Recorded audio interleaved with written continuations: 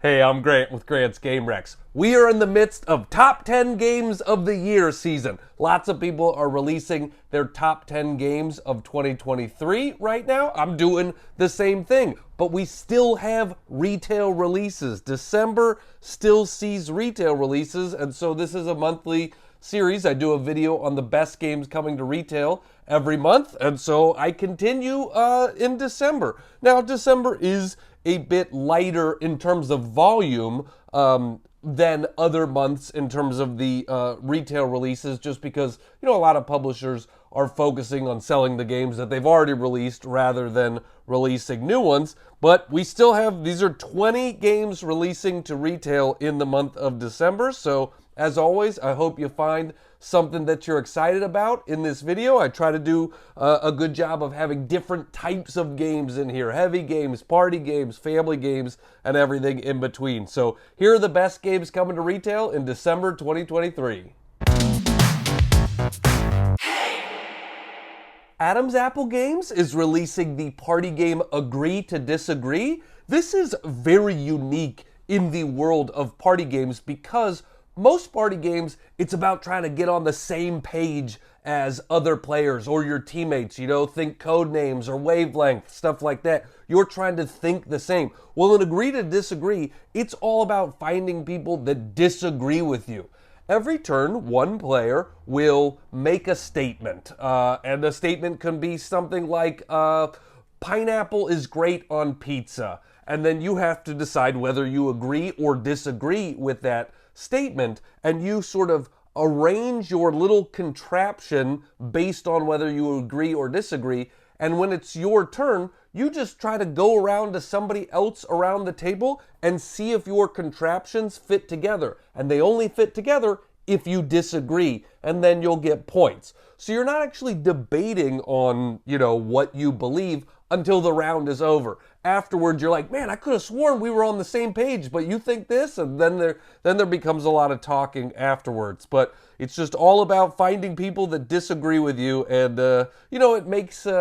it makes disagreements silly and lighthearted and fun instead of like an argument. So that's Agree to Disagree.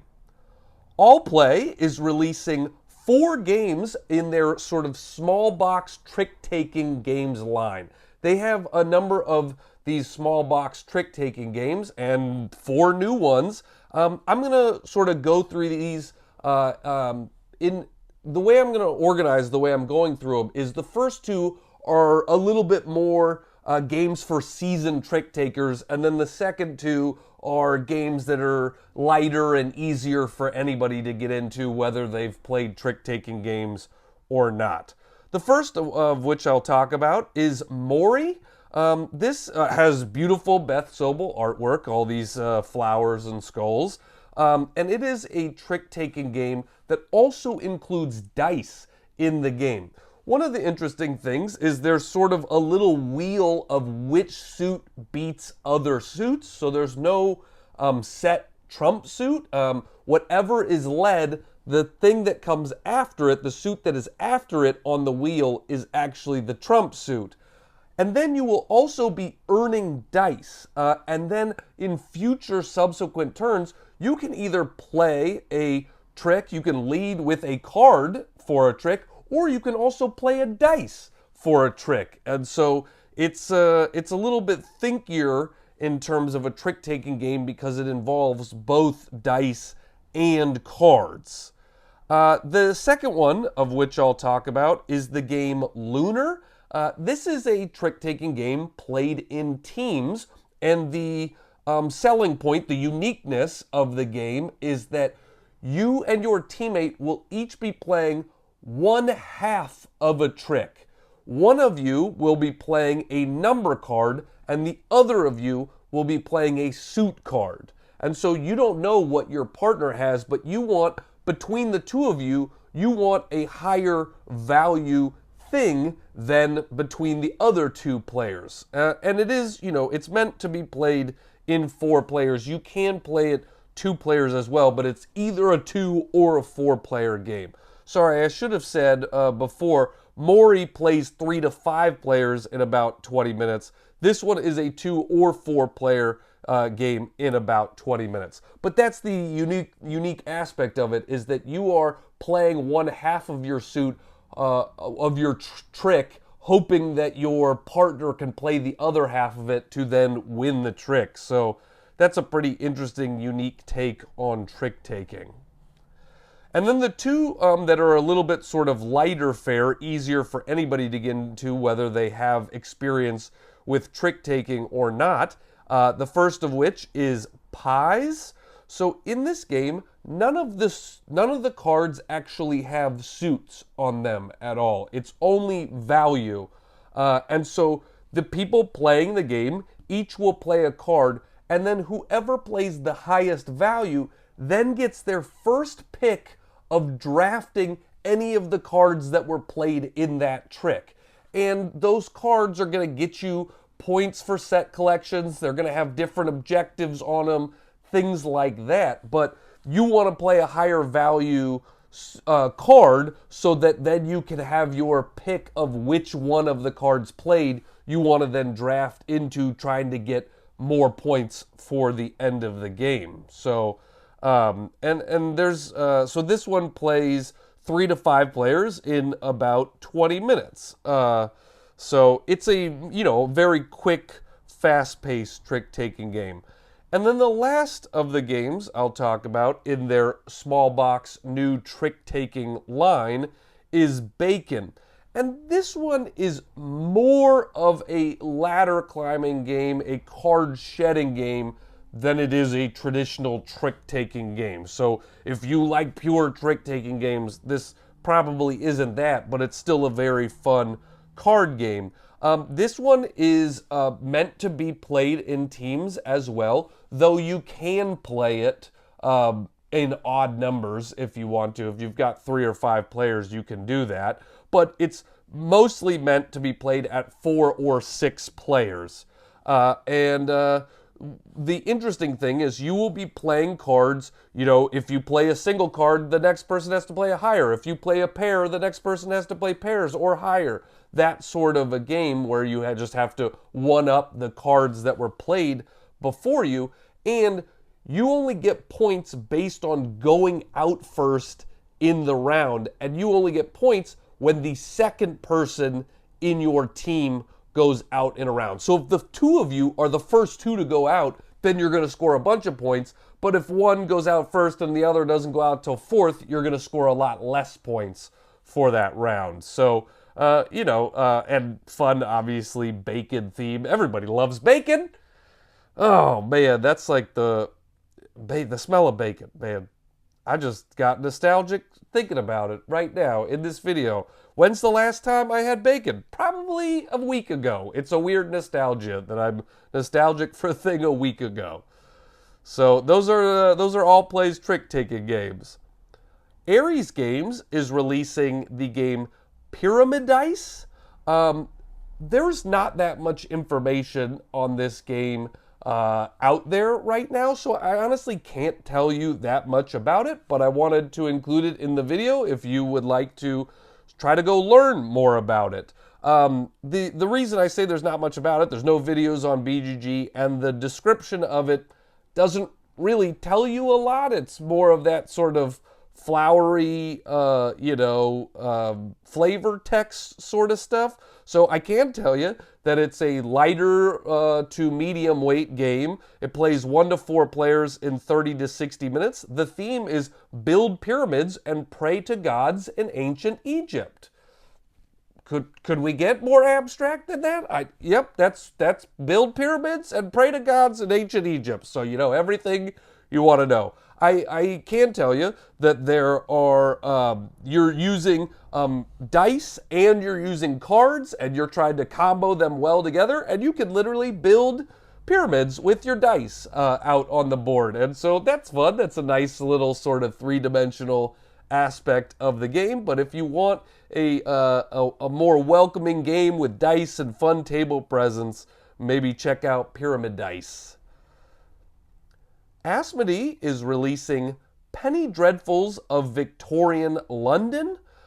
This is a storytelling, scenario-based detective mystery solving game. And it is not a cooperative game, though. It is a competitive game, but the way it's competitive is a little bit, different, a little bit unique. You will be making choices with other players throughout the game in that sort of choose your own adventure style. What do you want to do here? How do you want to move the story forward? And eventually, you have to decide what you are doing based on a group vote. Okay, the majority of the group, chooses to go this way or do this thing. Well, then at the end of the scenario, you will either have done well or done poorly, and you will track who voted in which way and basically whether those people helped contribute to a good outcome or contributed to a bad outcome, and you will be the winner of that scenario based on, hopefully voting for good things. There are multiple cases in the game, so it's there's a lot of different stuff to explore in it. There are variable outcomes, very different outcomes, ranging from miserable failure to utter and satisfying success, all depending on how players interpret the story, sharing the fate of their stars.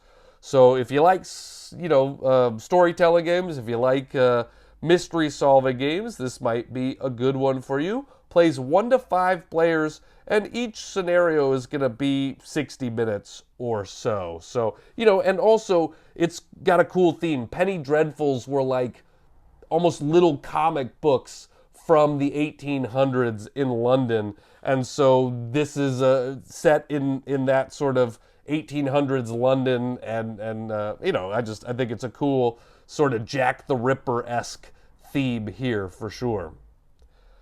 Asmodee and Awaken Realms are releasing Tamashii, Chronicle of Ascend. There are, a lot of games that I talk about in this series are games that are coming straight to retail that maybe you didn't hear about in other ways before this video. But I also include games that had very large crowdfunding campaigns, but now are having their retail release. And Tamashii is that. Tamashii had a very big GameFound campaign with a lot of thousands of backers, and now it's available retail. If you didn't back the campaign, you can still get the game. Plays 1 to 4 players in 60 to 180 minutes per scenario. This is another game that has a bunch of different scenarios in the game. One of the interesting things about it is those scenarios are going to change not only what's happening, but also change the way the game is played. Some scenarios are played cooperatively, some are played competitively, so that changes up the gameplay for you. It's also got a really cool sort of cyberpunk theme to it with a post-apocalyptic vibe, and you are going to be upgrading your character with bionic stuff, so you are part machine, part human. The other thing that's cool, there's a modular map, so you're going to be moving around, revealing tiles, so it's always going to feel different based on the setup with the modular map. And there's also a virtual map in the game, and in the virtual map, you're going to try to hack your opponents, unlock special bonuses, complete sequences, a lot of different stuff. So there's a modular city map and then a virtual map as well. So that's kind of cool. And it looks crazy cool too. The cyberpunk, the bright, vibrant colors of it all make the game look pretty striking on the table. This is like a high medium weight game for sure. I don't know how many scenarios are in the game though, so I'll let you to figure that out yourself. So sorry I can't tell you, but there's going to be a bunch for sure. Flat River Group, in association with Card Lords, is releasing the game Dice Cards. This is a roll and write game, but it is unique in that there are 50 little mini games in the game as a whole. So when you play a game of dice cards, you select 6 of these little mini games, and you have those in front of you, and you roll dice, and you are going to be assigning dice to the different mini games trying to maximize your points. But you have to, you have to draft one of the dice that was rolled, but you can kind of put it into any of your little games, and all of the games are going to have different rules, different, ways to score points, all of that sort of stuff. And I think the little mini games range from very, very simple to a lot more thinky and puzzly with them. So if you like a variable roll and write game, Dice Cards might be for you. Plays 1 to 99 players, they say, but the community says it's the best at 1 to 8 players, and plays in 15 to 30 minutes. A lightweight game for sure. So that car alarm is very into rolling dice. That car alarm's like, whoa, you were talking about dice? Let me in on this. I love rolling dice. Who doesn't, Car? Who doesn't? CGE is releasing the game Kutna Hora, the City of Silver, and this is a heavier weight game. Plays 2 to 4 players in a couple of hours. This is a game where there's a lot going on. It's a Euro-style game where there are a lot of different avenues for points, but the thing that makes it unique is that there is an economic aspect to the game, and based on things you are doing, choices you are making, that economy is going to shift throughout the game. So different things will be worth different values, different things are going to be, worth points and stuff like that throughout the game. And so the asymmetric nature of each player's available guild makes for highly interactive rounds in which each decision impacts the economy and other players in interesting ways as they expand their minds and build infrastructure across a shared board. So if you like the idea of a changing economy, that's the main reason I think that you would be into Kutna Hora. It's an action selection game. You are selecting actions. You have double-sided cards, multi-use cards that you're going to play, and you're doing things like mining, purchasing plots of land on which to build, gaining permits, raising buildings for their affiliated guilds, gaining profit from their production, and working towards the construction of a cathedral. So again, definitely a heavier weight game, though probably on the lighter side of heavyweight. Euro game with a changing, shifting economy based on the decisions that people are making throughout the game. So that's what makes it unique for sure. That's Kutna Hora, the City of Silver. CGE recently took over distributing Heidelbeer games in the United States. So Heidelbeer is a German publisher, and so one of the games that is hitting the North American market for the first time through CGE and Heidelbeer is Time Division. This is a 2-player only game that plays pretty quickly. They say 20 to 60 minutes. I've played it a couple of times and I don't know why it would ever take 60 minutes. To me, it's more of like a 20-30 minute game. You are basically playing cards to win. It's a unique game for sure. So you can play cards into they can go into the past, they can go into this current era, and all of the cards are going to move cards around and give your opponent certain benefits. You can either add a card into your point area, or you can give your opponent a special ability, and there are definitely a lot of icons in the game, and so know that going in. It's very icon heavy, and the icons aren't the most intuitive, so it takes a little bit of an investment, but once you sort of figure out the iconography in the game, then it starts moving real quick, and it's a lot more fun after the fact there. So each game is only 6 rounds, so that's why I say it moves pretty quickly. The other cool thing is there are cards for 3 different eras. There's Ancient Egypt, there's the Dark Ages, and the 80s. And each card in those different eras are going to have different special abilities and do different things, so there's some replayability by playing it across different eras and sort of learning all the card play. It's definitely about like comboing your cards based on different regions of the board for sure. So that's Time Division. Dr. Finn's Games, in association with Flat River Group, is releasing Fisheries of Gloucester. This is also a two-player only game, plays in 30 to 45 minutes, and is a lighter weight to a lighter medium weight game. In the game, you are placing polyomino tiles down on the board to then sail your ship out into the ocean to collect fish. You can't just move your ships along the board. They have to move along tiles that you've placed. And once you get out to the area of the fish, you can choose to fish. And everything you're doing in the game, you're doing it by spending time. That's the interesting aspect of it. You have a time... oh, gosh, I always sneeze when I think about time. It's just slipping through our fingers so fast.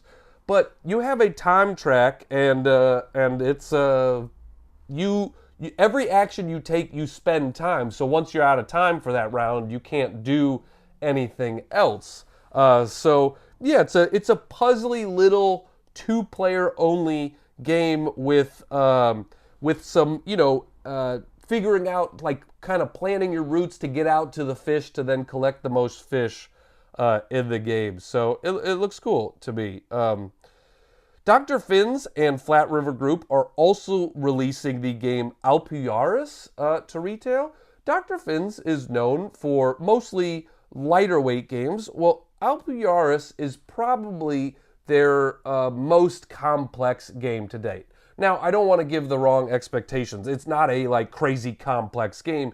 It's just more of a medium weight, a solid medium weight game than a lighter weight game or a lighter medium weight game. This is definitely a solid medium weight game. Plays 1 to 4 players in about 60 minutes.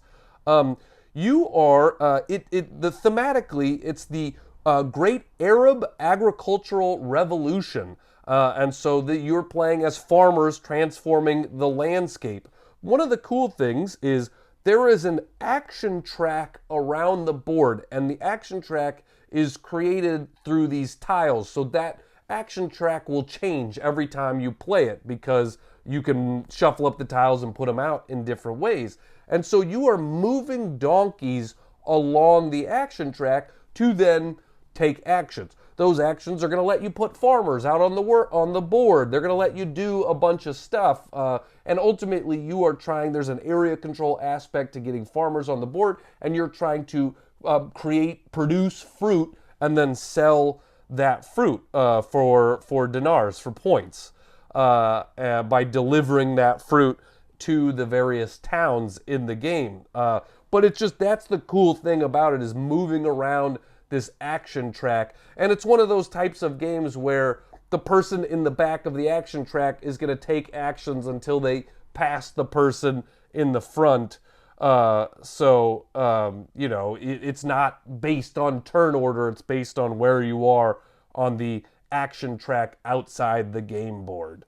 So that is Alpujarras. Facade Games is releasing the party game Parkade. This plays 3 to 13 players in about 10 to 15 minutes. I also want to note that this is available through the publisher's website and Amazon in December, and then will be in friendly local game stores in January. So if you would like to wait to get it in your friendly local game store, it will be out there next month. But it is available this month through particular avenues. In the game, there are words out on the table, and one person each round plays as the parking guard.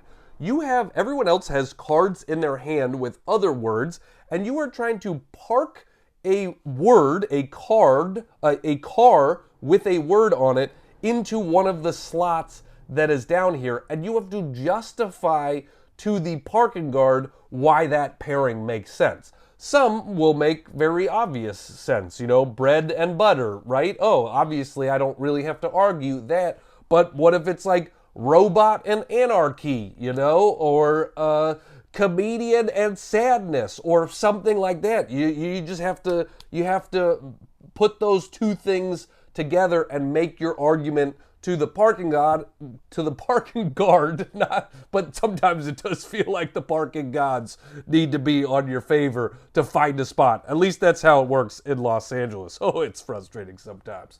But I'm just saying, the parking guard, has to decide whether they accept your pairing or not. And so you're just trying to pair words together and make your argument. Silly, quick little party game from Facade Games. Gamelin Games is releasing Tiny Epic Crimes to retail. This actually is a little bit of a sad story behind it. This was supposed to hit retail earlier, and then a ton of, literally thousands of copies of the game got stolen from the port of Los Angeles. And so Gamelin Games has had to do a lot of tracking down the stolen goods, the stolen merchandise. They have, thankfully, with the help of a lot of different people, including some of the campaign backers, were able to recover a lot of the stolen goods, and now it is having its retail release here in December. So if you don't know the Tiny Epic series, they are not mechanically connected at all. They are completely different games. There are a lot of different games in the series, I think over 10 at this point. What they have in common is they're all very small box games with sort of big box strategy. They feel a lot more epic than the box size that they are in. There's a lot more going on. They're not just little party games. They are strategic games in small boxes. And so Tiny Epic Crimes plays 1 to 4 players in 30 to 60 minutes and is a medium weight game.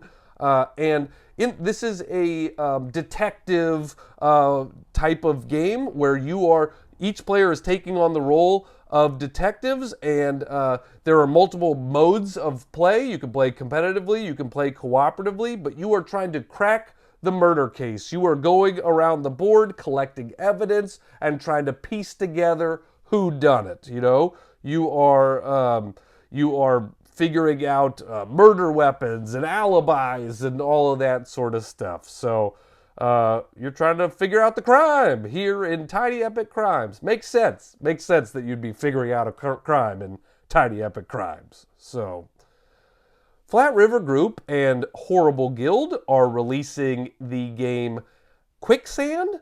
This is a lightweight game, plays 1 to 7 players in about 15 minutes, and this is a sand timer game. This is a real-time cooperative game.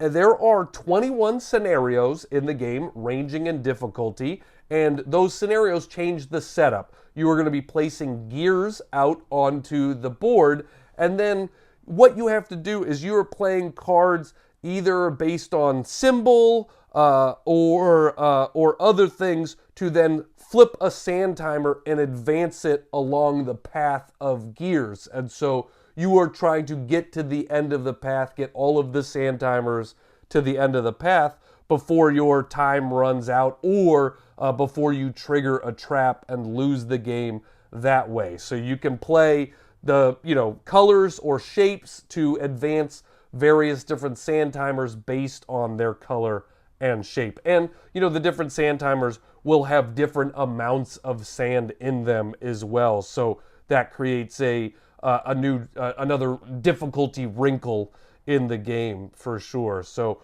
21 scenarios in the game, and each of them plays pretty quickly. But if you liked a game like Kites that came out last year where you were flipping sand timers, this is another one sort of in that same world, but maybe a little bit more puzzly here. There's a little bit more of a board aspect to it with those gears of different colors and shapes.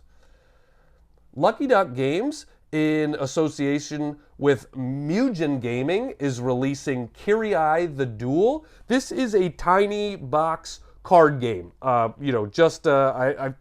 forget how many cards in there, but there's certainly not more than 18 cards in the game. And it is a 2-player only game that plays in about 5 or 10 minutes. And it is just a really thinky, interesting dueling game. You are playing cards to move backwards or forwards in the battlefield and then striking with your sword against the other player. but you can either strike from a low stance or strike from a high stance, and so you are playing cards that both allow you to strike in the direction that you need to strike, and also playing cards to move to anticipate where your opponent is going. That's the fun part of the game, is really trying to outthink, outfox your opponent, because you're like, okay, I think they're going to advance at me, so I'm going to take one step back and then hit them from there. But what if they take a step back? Maybe I need to move forward, and so you're just constantly thinking about what they're going to do and how to move backwards or forwards and strike them from the right position. So it's been one of my favorite two-player games of the year for sure, and it's one of those, you know, put it in your pocket, take it anywhere, two-player game. You can put it in your wallet, in your purse, whatever you want. So if you like a game where you're constantly trying to like outsmart, you know, out-clever your opponent, I think Kiri-ai the Duel is a great one for that. Pandasaurus Games is releasing the Fox Experiment to retail this month. This is notable partly because it's from designer Elizabeth Hargrave of Wingspan fame. Plays 1 to 4 players in 60 minutes. It is a medium weight game. The theme of the game, this follows real life fox experiments that were done in like the 1950s. You are breeding foxes trying to accentuate certain traits. The reason they were doing it, 75 years ago is because they were trying to see if they could domesticate foxes, and so they were breeding for particular traits. So you are doing the same thing here. You are playing over 5 generations of foxes trying to get the traits that you want.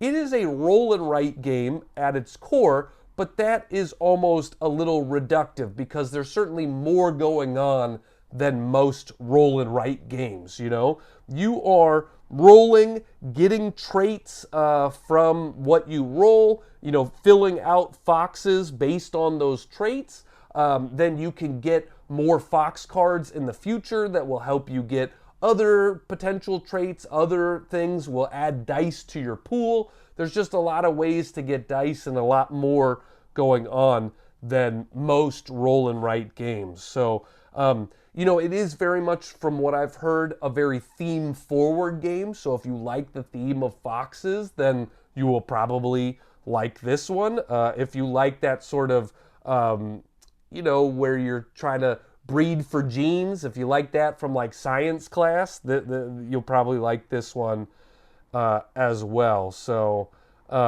it's just a clever, unique roll and write game all about breeding foxes.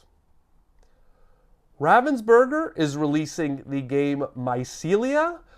This plays 1 to 4 players in about 45 minutes, and it is a lighter weight game, though maybe a lighter plus, but this is definitely a family weight game for sure. In the game, you are each going to have a board, and you have dewdrops on your board, and it is a race to clear your board of dewdrops. You're going to be doing that by playing different cards, moving dewdrops around. If you can get a dewdrop to a portal, it will then sort of transport to this central cool board. And this board looks really cool. It's 3-dimensional, and it will sort of rotate and then drop dewdrops back out. So you might add dewdrops back to your board at some point, and so it's this sort of puzzle of how do you get it done, how do you kind of a race of how do you get them off of your board before more drop out and come back onto it. So I love the artwork, I love the table presence of Mycelia, and there's a deck building, a lighter deck building aspect to it. You are improving your deck with better cards over the course of play as you race to clear the playing field of dewdrops first. So, yeah. A lot of mushroom games recently, but I'm here for it. Mushrooms didn't get a lot of love until recently.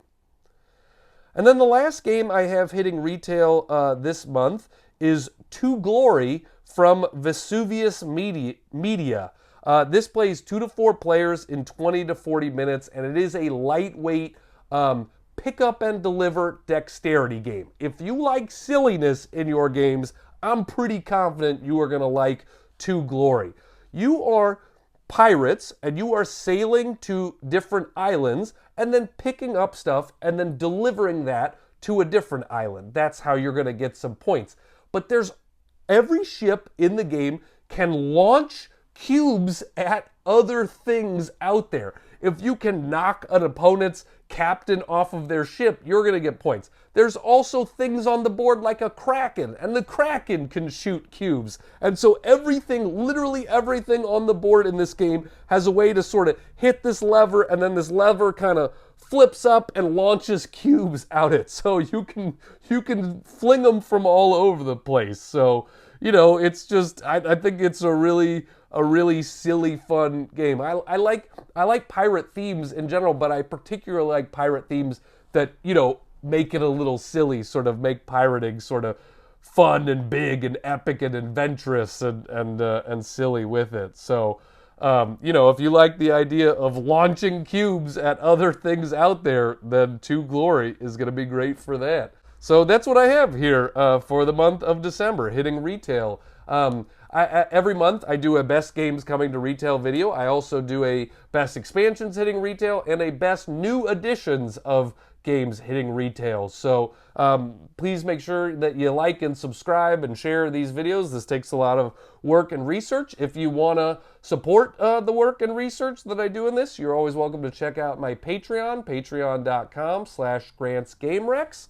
I'm also in the midst of, right now, on my YouTube channel, as well as my TikTok and Instagram and stuff like that, doing a series of top 10 games of the year, and I'm doing a bunch of different category videos, and then I'll culminate into a top 10 overall games of the year. So I released recently my top 10 party games of the year. I released my top 10 new to me games. I'll have top cooperative games, top 2-player games, top unique games, a bunch of different categories. So I played about 300 games this year for the first time, so I got a lot to pull from, and there was a lot of great games this year. So I like organizing it like that too, so that you can kind of find what you're looking for. If all you can play is games with your significant other, then check out the top 2-player games, sort of thing. So yeah, that's it for me. I hope you found something that you're excited about hitting retail here in December. I hope you're having a wonderful holiday season and getting to play a lot of games. I'm Grant with Grant's Game Rex.